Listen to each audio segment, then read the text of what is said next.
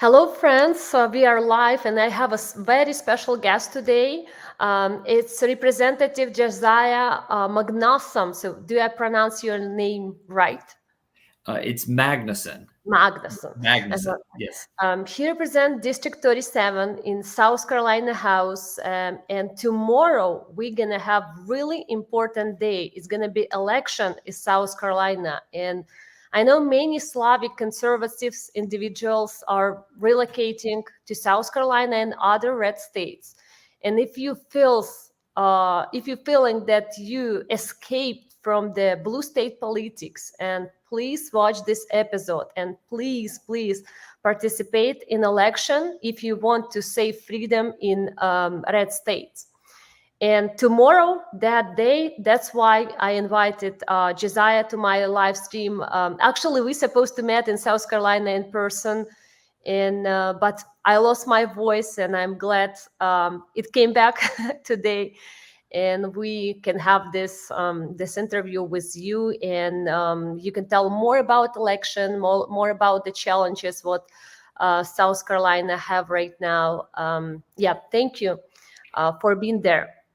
Remember, we met maybe like 2 years ago in coffee shop with your beautiful vibe. Yes. And I was actually like impressed with everything what you done with your wife, how you protect our conservative views and beliefs. And I would like you to share more with the people, with the audience, with especially with the South Carolina voters, what you did for the past years. And the first question is going to be how do your conservative values benefit South Carolina, like for past years during your period of elected period?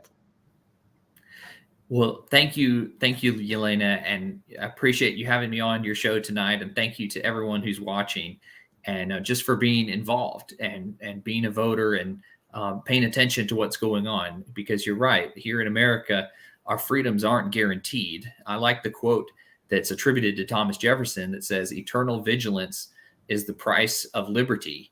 If we're going to continue to be free and have liberty, we have to pay attention. We have to show up. We have to watch what's happening and take action accordingly. So that's kind of my the basis, I would say, of my message is for the people, for you and all of the voters across South Carolina and across America to step up to the plate and get involved and be the leaders in your communities. And then that's going to be what really safeguards our freedoms and our family values in the days ahead.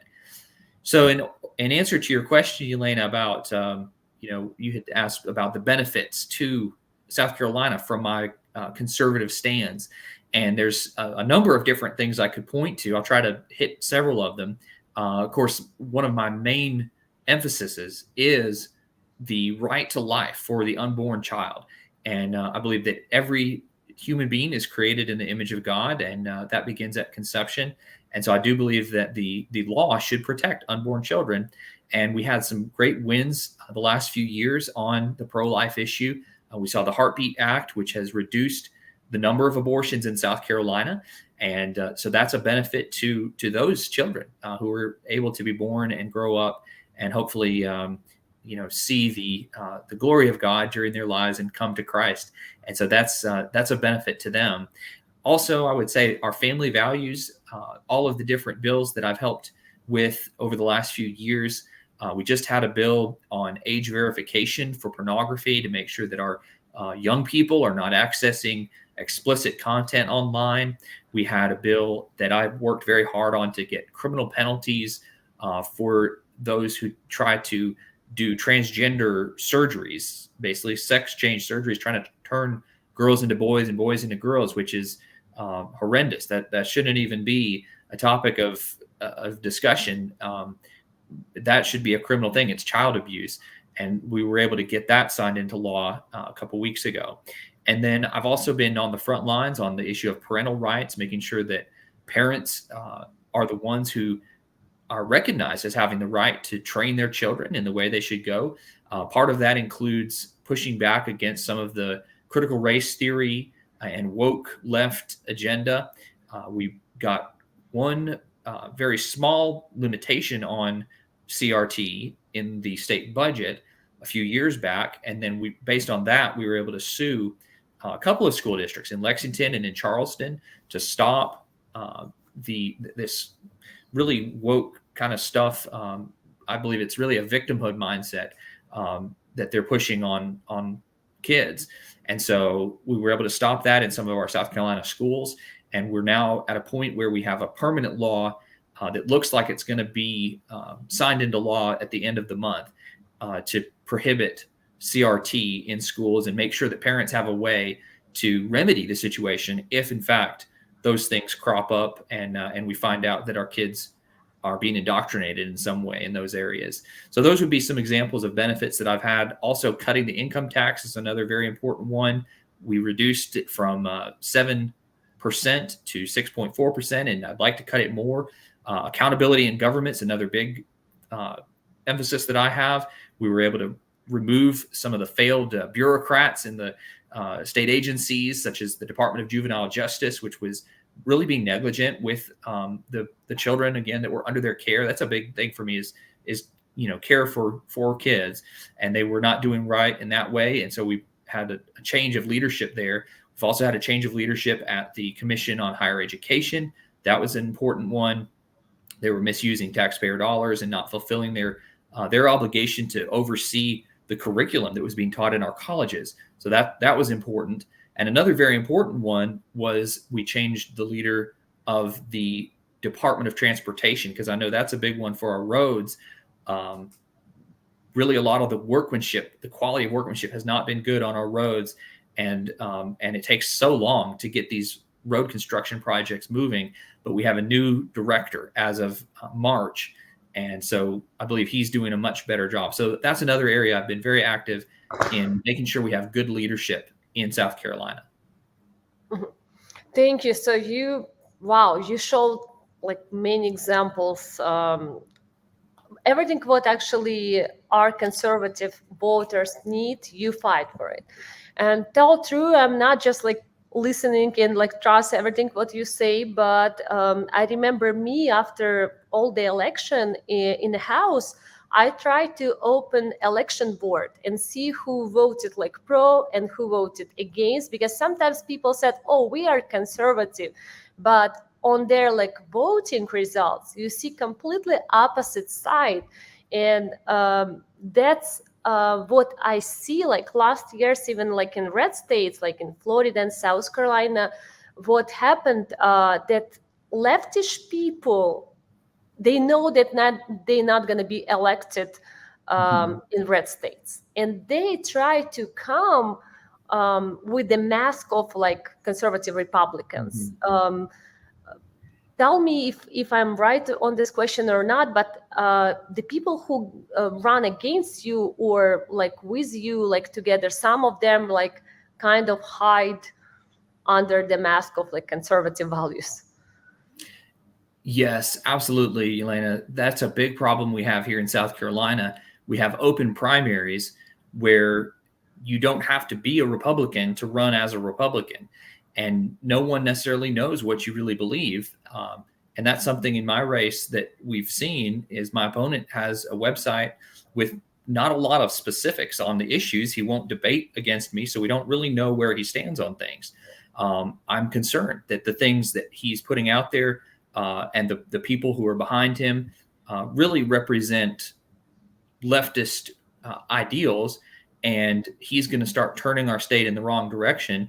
And we do see that quite a bit here in South Carolina, that we'll have Democrats run under the label of a Republican, but that doesn't mean that they're actually a Republican in what they believe. What do you think, how we can prevent it in the future? I know we cannot do anything like at this point, but is it like maybe people should be registered like as Republican to go as Republican? Because maybe yesterday they were like Democrat or like super leftish, and today they wake up and think they are Republican, like, and go election, and people who not research enough about election and just see the R letter next to name and they just vote, and we lost conservative votes, not to like leftish, but kind of to conservative. Mm-hmm. Yeah, that would be a good thing. I would support registration by party and closed primaries so that only Republicans are voting for Republican candidates. And I think there also probably should be something that a candidate can be vetted by the Republican Party in order to file as a Republican. Those are some things that other states have. Right now, the Republican Party doesn't have any say in who runs as a Republican. So that's something that's important. And, if you think about it, if you're playing, let's say, football, you wouldn't want the other team to choose your quarterback. If you're a Clemson fan, you don't want the University of South Carolina to get to vote on who's your quarterback for the Clemson team. You want to pick somebody who's going to play for your team. And so that's something we need in South Carolina, is especially as it gets so serious in the kinds of issues that we're talking about, as far as keeping our republic and preserving our freedom from a lot of the attacks of what's really evil against us. Those are things we need to be so careful of who it is that goes out and tries to claim the name of a Republican on the plane.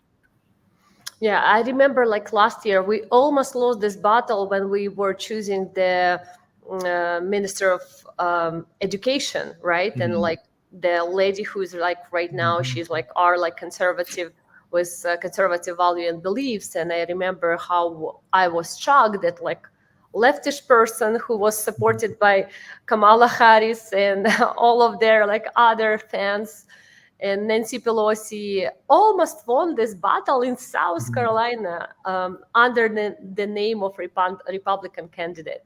So we definitely need to be aware of everything what's going on. And will you have any debates so to kind of hear the other position? Because I see that other people kind of hide all their views and beliefs, and hard to check what they stand for. In this race, my opponent has declined to attend any public functions or debates. So he has chosen not to do that. So unfortunately, that is bad for the people voting, because you aren't able to get the information or ask the questions of somebody who wants to represent you. So, but I've always been available. I do town hall meetings roughly every month or so. And I try to advertise them to the public by email and on Facebook to make sure everyone knows what's coming up. And if you want to interact with me and talk to me about the issues, I'm always happy to listen. So, but in this race, unfortunately, it looks like we have not been able to have any debates. So. Okay. More questions to get more about your position. Can you provide like 2-3 examples? Like some people like remember this era as a like nightmare, like COVID era, especially when individual rights were under the pressure. And can you provide 2-3 examples how you supported the freedom and like your votes during this era? That's a great question. I was active from the very beginning, knowing that a lot of times governments use emergency situations to try to gain more power. And so when I saw what was happening with COVID, I wanted to be careful. Of course, we want to prevent people from dying if we can, but we also don't want to permanently damage people's liberties. And so one of the things that I was very active from the beginning was to try to stop churches from being closed. And that was something that I was successful. I worked with the governor's office to make sure that he was not going to try to enforce his shutdown order against churches, and his office agreed that they would not do that. I also talked to Sheriff Chuck Wright, and he said that he would not shut down any churches. So that was something we were able to keep from happening in South Carolina. And then as it continued on, one of the things that was put forward was, sort of incursions upon people's privacy. And they called this contact tracing, where they were going to watch where people went and who they talked to. And that was something I said, we don't need the government watching us and tracking us. And so I stood up to that, and we had some senators that helped with that. We we prevented the DHEC, which is the state health organization, from creating an app that would track people. So we stopped that. And then another important one is after Joe Biden got in and did his vaccine mandate, I was one of the main ones that stood up both to the Democrats and some of the weak Republicans, the rhinos, who didn't want to do anything about it. And I said, no, this is an important issue. We don't want vaccine mandates in South Carolina. We've got to be in session as a legislature and deal with it. And I worked with Representative Stuart Jones and several others. And then we negotiated with some other folks in the legislature. We negotiated with all sides and came up with a bill that could pass and was signed into law. So those are some examples of how I tried to stand up for people's freedoms during COVID-19. I hate that it was, we didn't do enough, I don't think. And I hate that there was people that were, very terribly affected. Some of them, if they were dying in the hospital, their relatives couldn't come even to see them, and schools were shut down, beaches and waterfronts were shut down. It was, and a lot of businesses shut down, and couldn't reopen. So it was certainly a terrible time for our freedoms. But I'm grateful that we got through it. And I think that with humility, I need to say that it's because of people like myself across the country who did take a stand. If people like myself had not pushed back, I think that it's correct that we would have seen a lot more restrictions, and it probably would have lasted a lot longer. So I'm grateful that I was in the position and was able to take a stand in those ways. That's actually, I remember from you. That's why I put big, green sign next to your name for myself, because we really quick forgot things what was past years. But I remember name of the pastors, churches, legislature who unfortunately telling us they're conservative, but they lost this battle. They did nothing. And sometimes they even push pressure and taking out freedom with leftist agenda. And I remember these people, I don't know how they can switch in few years right now and trying to pretend that nothing happened before. But we remember, we have at least record of the videos of information of everything. And it's great to know that there are people elected in South Carolina who were protecting our rights, not just on a words on a paper, but in real life. And I remember how it was hard, especially when all this me telling you opposite. And I personally moved from California. And when I moved to South Carolina during this COVID period, and when I came, this is the real United States, what's supposed to be from all of the movies. And I met people and asked them, what's going on? Why not everything is closed? Why restaurant, churches, the schools open? And they said, do you still watch CNN? I said no, we just not watching CNN. That's why we have freedom in our state. And I was amazed how people are open-minded. Completely opposite with the other state. And what Josiah, what's challenges right now in education system? Maybe show one example what we need to fight for next year after election. So you said, I'm sorry, I may have missed the question. You said in the education system, the challenges in the education system. One of the most important examples that I would point to right now is in our colleges and universities. We've made pretty good progress against the critical race theory agenda, but we also have something that hasn't been addressed very much yet, which is called DEI, which they call diversity, equity, inclusion. Those are nice sounding words, but what that is, the DEI is really more of an exclusion based on your political philosophy. If you don't believe in the principles of CRT, and they'll sometimes dock your grades or even keep you from getting a promotion, especially in colleges and universities, if you don't sign a paper or in some way go through a class on DEI. And so that I believe needs to be pushed back against, because those practices, those DEI practices, are what are creating the wokeism that's being seen in, it's sort of the seed of the fruit that then comes into our corporations and our businesses and also in our schools.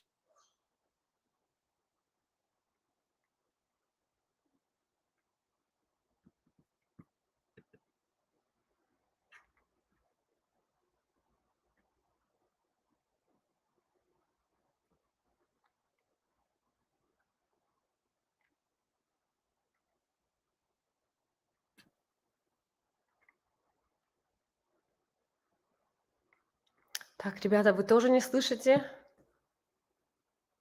Josiah, напишите, пожалуйста, в комментариях. Наверное, потерялся сигнал.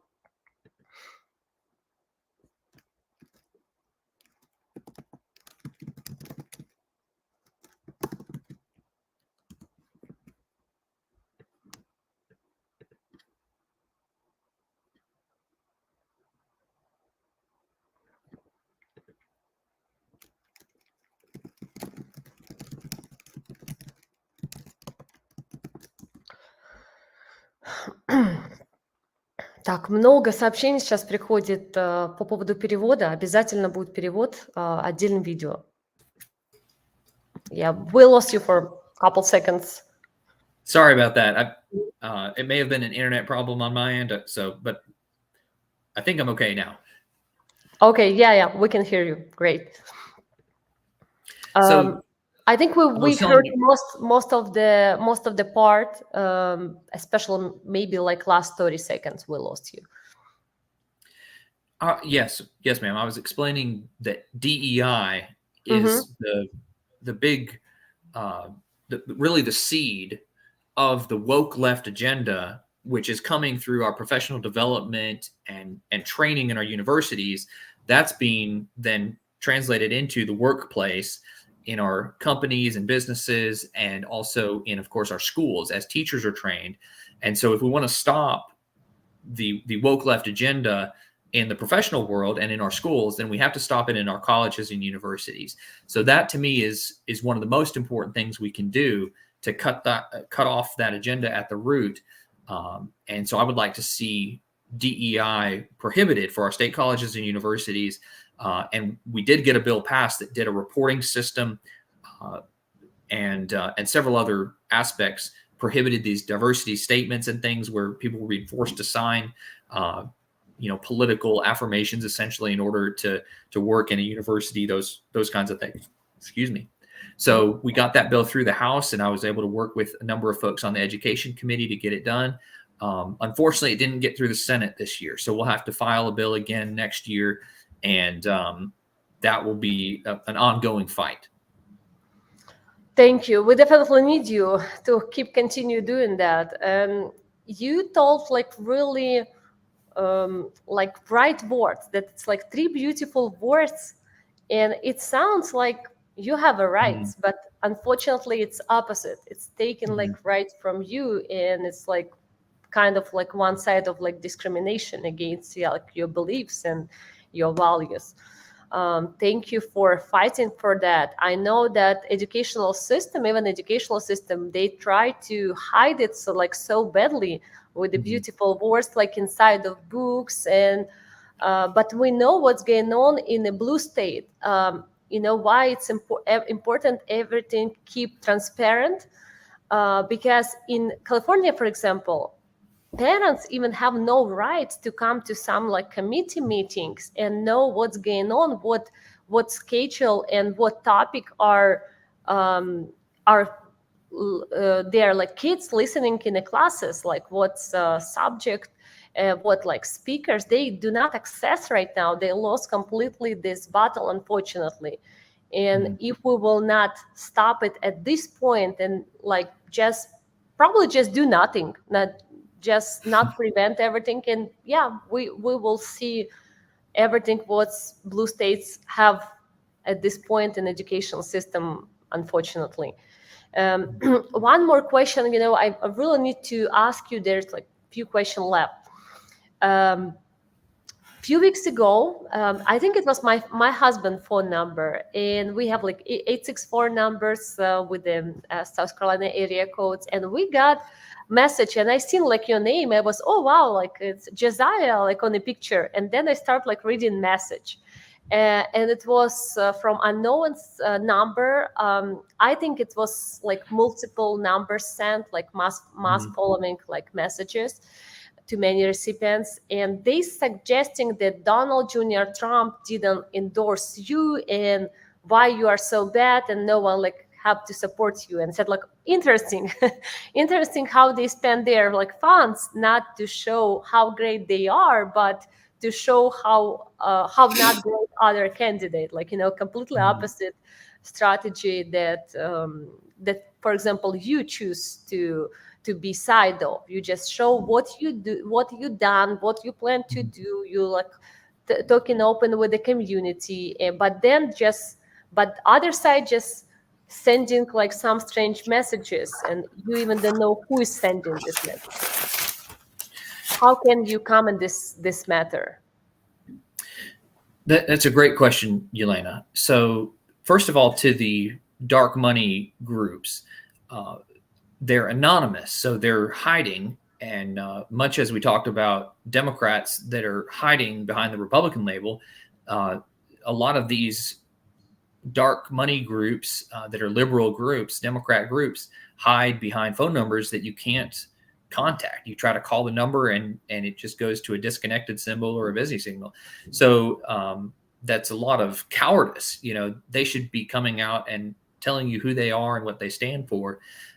But they're attacking me. You're right. It's gotten very negative in this race, and I think it's just shameful. A lot of the things that they've put out there are complete lies, and they're trying to say that I'm against law enforcement funding when I've actually supported more law enforcement funding.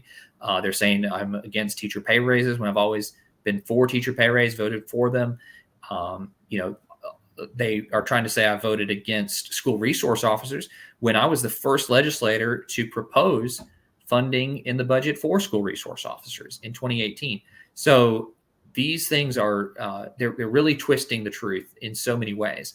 The thing about Donald Trump, has Donald Trump endorsed me?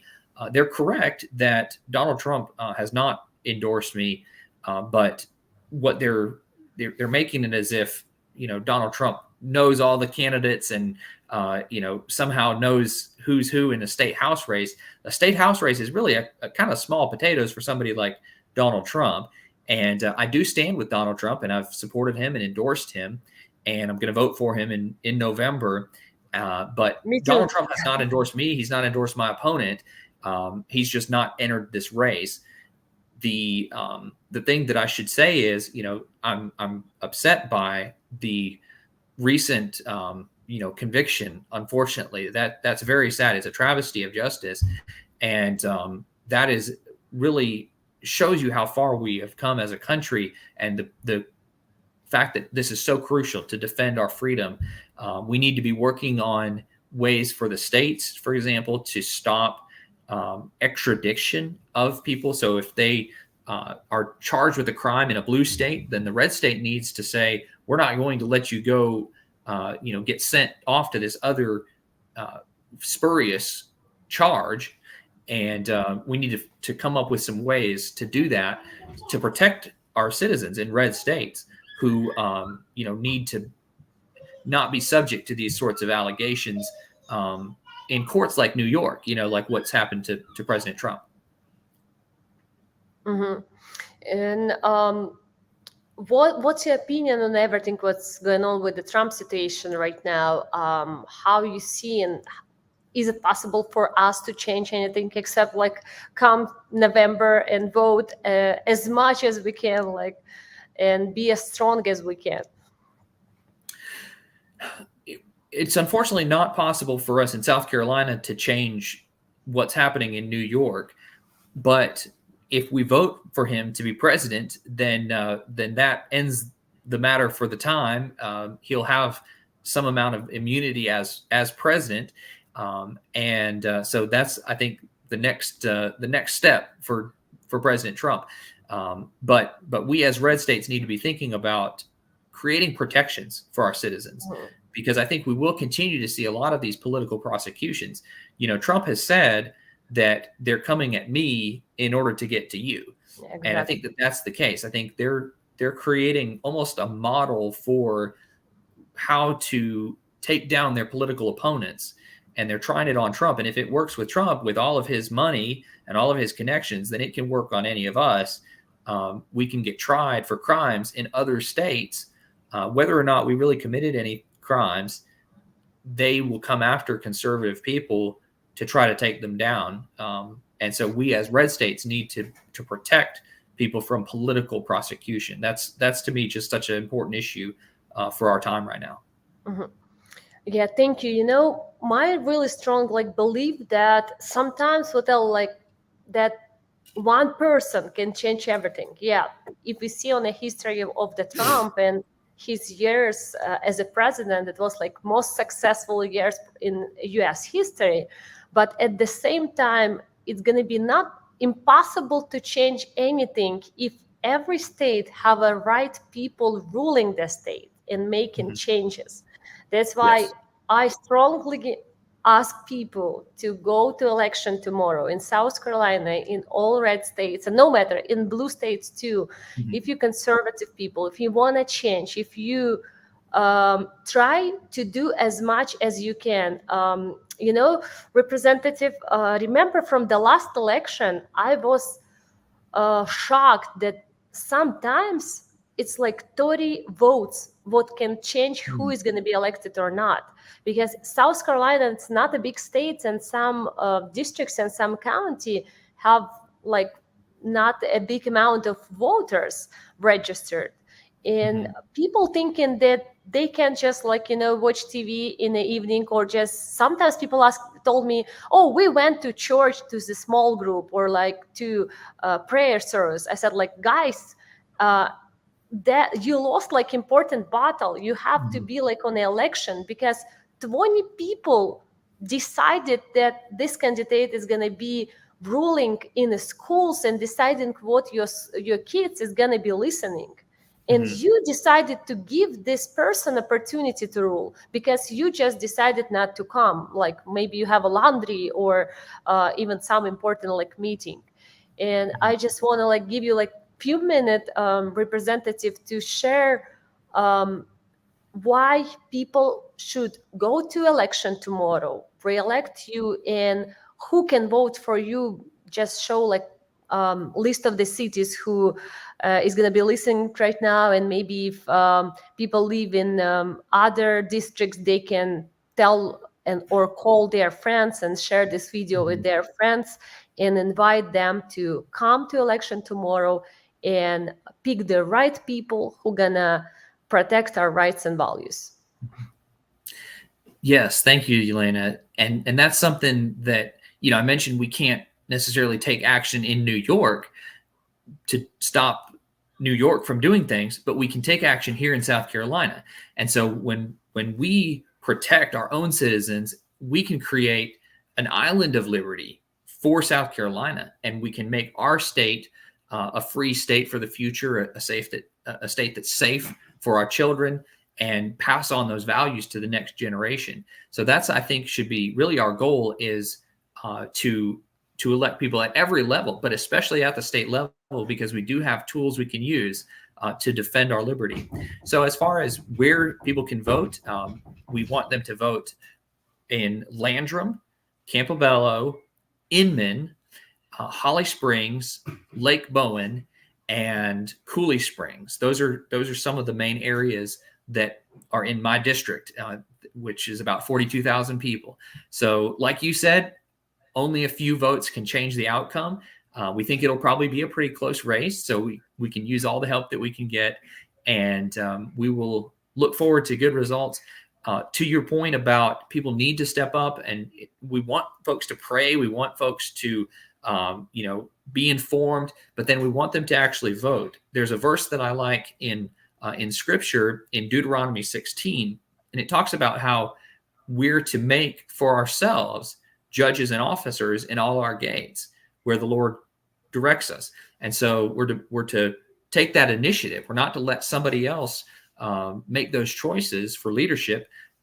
we as the people should step up, and fortunately we have that opportunity here in America, and we should use the privileges that we have available to us. Wow, thank you. May God give you like strength to your family to protect our families and win in this battle. So Thank you, guys, Yelena. yeah, like this video, spread out information, like comment, share in your social media. Would really appreciate. And I know that many people were asking about the translation. Yeah, translation is coming. We're gonna do subtitles. Tell your friends who not understand what we talk about today, but we're gonna do a translation and pretty shortly and spread out this video too through our Slavic community in South Carolina. Thank you so much for joining this video, and have a great evening to you, Representative, and be strong tomorrow. It's gonna be a big day. Thank you. Thank you so much. It's been good to talk with you, Yelena. Thank you for the opportunity.